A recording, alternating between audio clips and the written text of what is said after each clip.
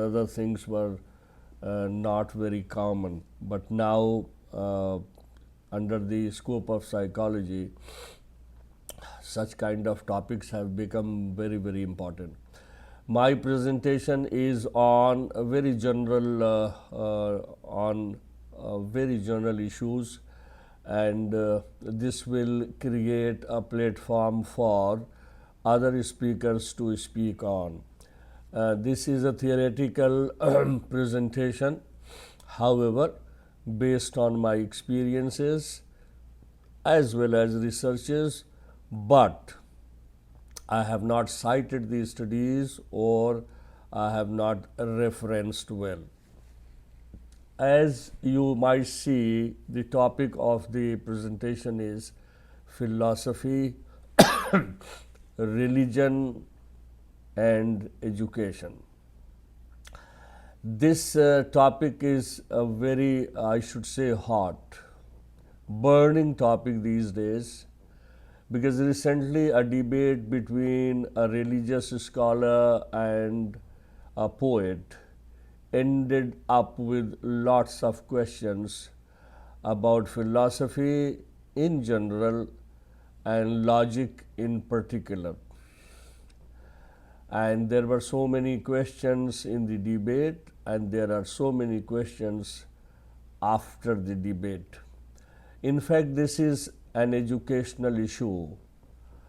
If our educational background is philosophical with a powerful support from religion, we may not ask such questions which were raised.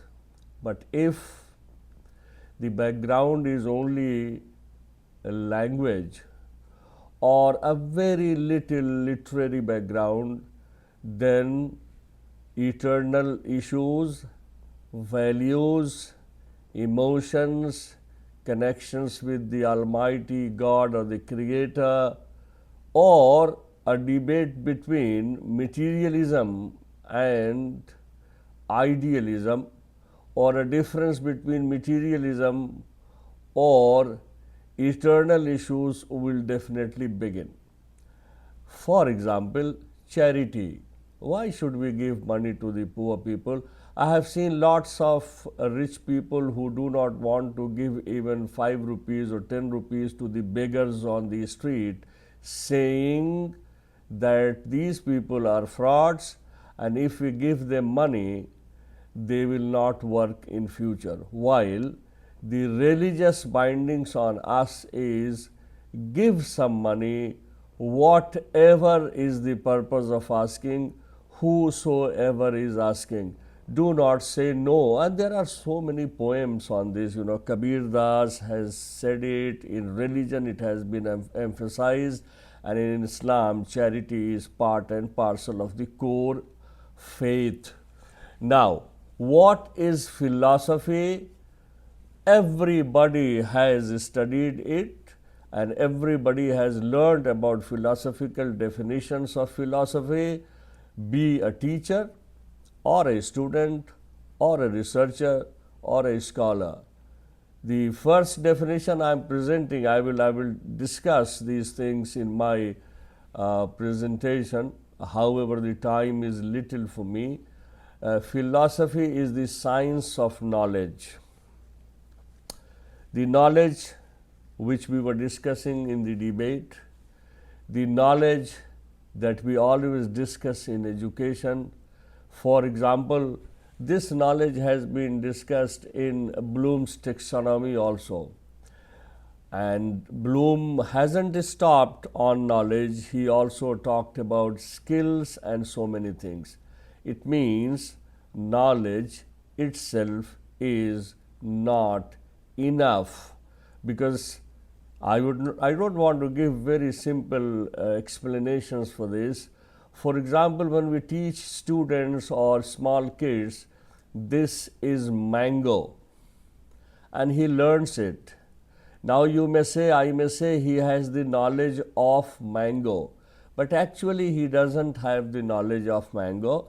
He is only aware of. Similarly, There are so many deeper level knowledge, we have to know about it, and it goes on. It changes from a level to level. At a smaller level, knowledge of mango is knowledge, but when we go ahead, we try to delve deep into the issue. Then what is this, where does it come from, why is this color green, and XYZ, and why was it created, what is the background. These are the roots of knowledge basically, and it comes from philosophy. Similarly, skill is differentiated from knowledge. Knowing mango is knowledge, but differentiating mangoes from guavas is a part of a skill, is something like improved knowledge. Another definition, which is probably quite composite, and I would like to focus on this: science of sciences. Philosophy is the science of sciences. That means every science includes philosophy when the researchers or students of that discipline try to learn. Means philosophy is the backbone of all kinds of knowledge, be religion, be education, be science, be mathematics, be any study, any discipline. It is part and parcel of philosophy. Therefore, philosophy of science is very important, and it has been well a research topic. Now, to me, I had read this definition long ago when I was an MAD student. Philosophy is a rational study of crucial questions related to existence, knowledge, values, reason, mind, and language. Language, I will start first. There is a linguistic philosophy. Sometimes we use languages which are very complicated, and there are hidden meanings, So, for example, common sense is not so common. That is part of linguistic philosophy. I cannot explain these things because of the limitation of time. Next time when I come, I will explore more things and expand the lecture on it. Now, rational study, it cannot be irrational. Rational is logical, it comes from cognitive part of brain, it is quite positive.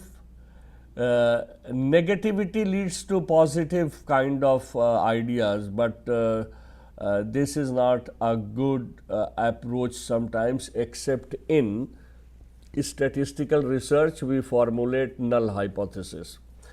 But if we are always negative and we say no, it is not, then we will not be able to reach to a place where we can find certain things useful.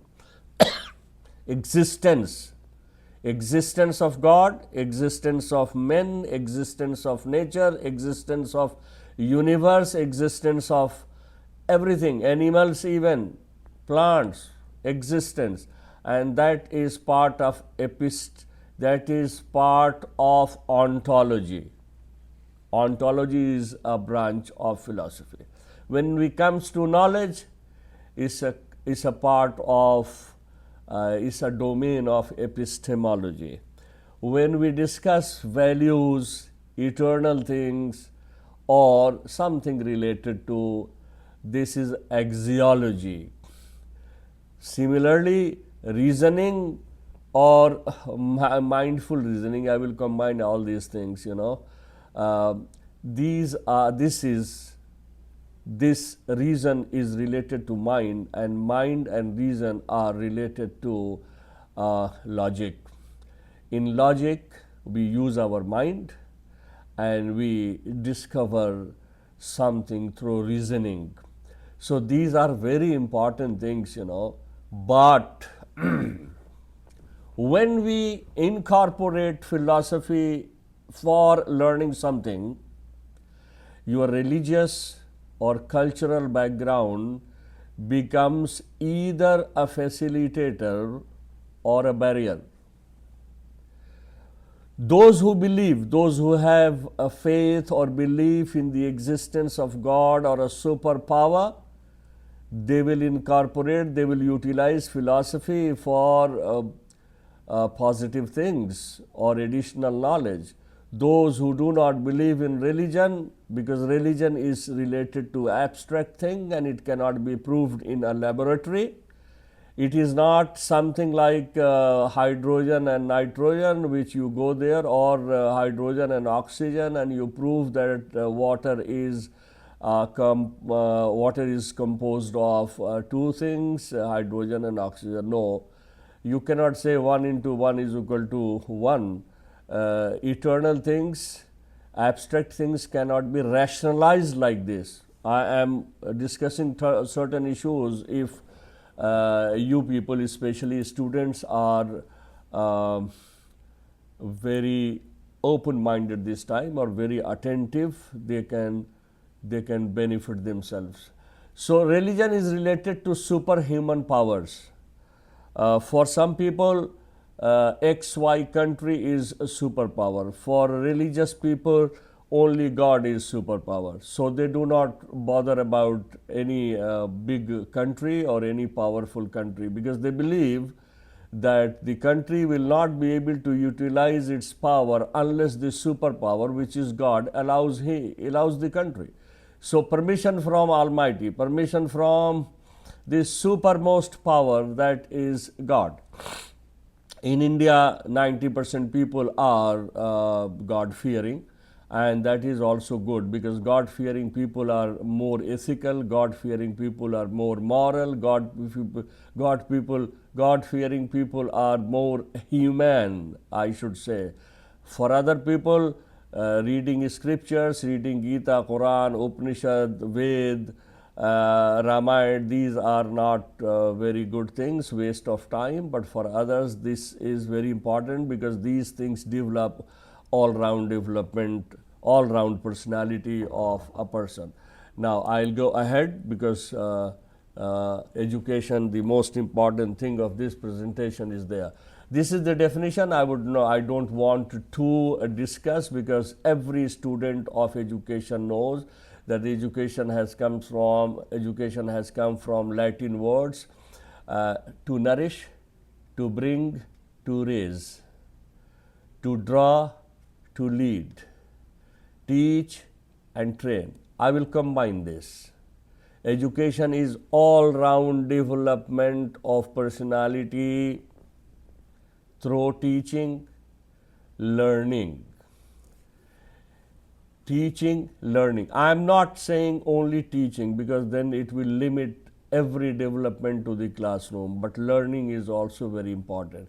Learning without education, learning without knowledge, proper knowledge, systematic knowledge, learning without contribution of colleges and in universities is not a very formal kind of learning. Formal education, informal education, we know the difference and the limitations of all these things, So, education is something that brings all-round development of personality, and it elicits different things from different disciplines, including religion, sociology, psychology, philosophy, political science, even sciences.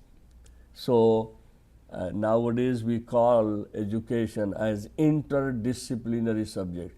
So when you do some research, when you write something, you can do interdisciplinary researches. When you are writing a paper or an exam paper in English literature, you can exemplify Urdu and Hindi literature as well. There can be some similarities between William Wordsworth and an Urdu poet. There can be similarity between English poet and Urdu poet. For example, in English, some 35 years ago, I had read, my love is like a red, red rose. That was a very famous line. and metaphor has been used here, red, red rose. But in Mir Taqi Mir's poetry, he says, Nazuki uske lab ki kya kahiye, पंखुड़ी एक गुलाब की सी है. This is simile, की सी, similar like rose. This is simile, simile and metaphor. उपमा वो उपमेय है Hindi, Urdu and Arabic तशबीह वो इस्तेआरा. So it is comparative literature. Similarly, when you talk about science education or social science education or language education, you compare certain things. This is comparative education. But in order to do that, one has to know 2, 3, 4, 5 sorts of disciplines or sub-disciplines to make good comparisons. So knowledge is important. Actual knowledge is important. Correct knowledge is important. And how will that be achieved? By reading, because reading is the most important kind of activity which has been emphasized in Holy Quran. Iqra, Iqra is read. And when you read, you learn. When you read, reading is very important. Watching a video is also a form of learning, but reading is the most important and the most concrete form of thing. You cannot reference or cite a video in a very proper kind of a research, but you can cite certain material, written material in the form of a book or an online book, because you read that. So reading is the most correct or appropriate form of getting knowledge, and which has been emphasized in Quran. Then Quran says, Allamal insana ma'alam ya'lam. Allah has taught people those things which they never knew. Unfortunately, in the discussion, one was not a believer of Quran, the other was the believer of Quran, and the believer and non-believer is very highly learned, but he doesn't believe that the knowledge comes from Almighty, because he has said in Quran, Allamal insana malam yalam. And this line is very famous in Aligarh Muslim University, because this is in the emblem, if I am not wrong, and that is the core philosophy of AMU. AMU doesn't educate people. AMU doesn't focus on formal curriculum. AMU talks about politeness. AMU talks about discipline. AMU talks about mannerism, and this used to be a focus in the past. Now it has minimized a bit with the flow of the society these days. Proper education means professional education these days. Education for job has been emphasized. In my days, it was tahzeeb wa tamaddun which was focused at Aligarh. Now a qualification, that too a professional qualification, is focused. Whatever you are, what kind of human being you are, is not the focus, much focus at Aligarh even, but a professional degree, that you become an engineer, you become a doctor, you become a manager, you become everything. However, no matter you become a human being or not, that is not emphasized these days in most of the institutions. And that is very sorry state, very sad kind of thing, that we are qualified but we are not educated. We don't know what is the difference between right and wrong. We are not aware what is the difference between correct and incorrect. We do not have knowledge about proper and improper, which we don't know what is politeness and what is impoliteness. We don't know what is mannerism and what is cruelty. What is mannerism, what is not, what is cruelty, what is not, how we should behave with people, how we should not behave with people, are not taught these days in many institutions. Aligarh is still an exception where teachers, senior teachers, are more concerned about all these things.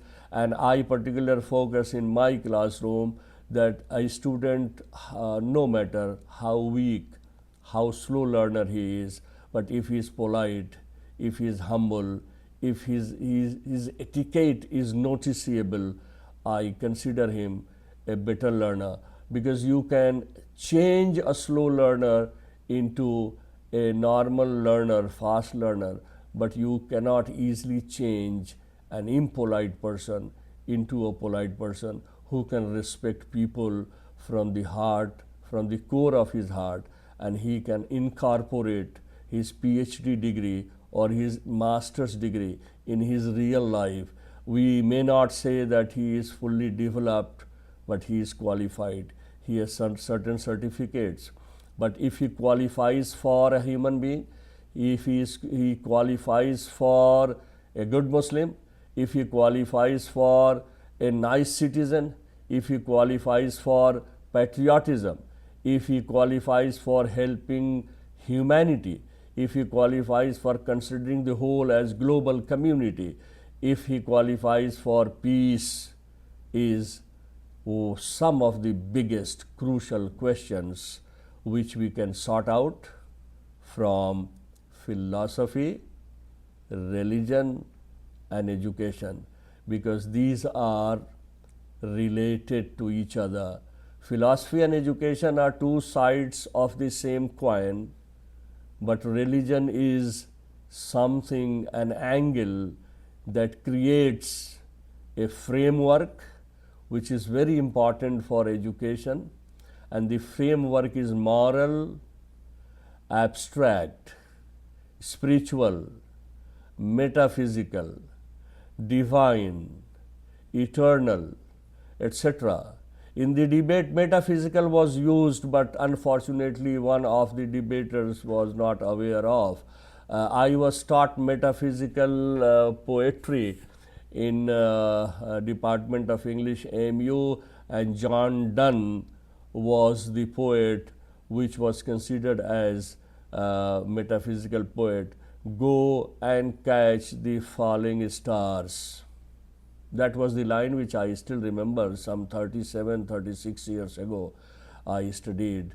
So metaphysics is very important, and every student of education should know about it, because we cannot prove everything in the lab. There are certain things which are proved in the society as a lab. Society is also a lab, and we are the samples. We are tested there, and if somebody doesn't know, then his qualifications, his knowledge is very superficial. You might guess who I am referring to.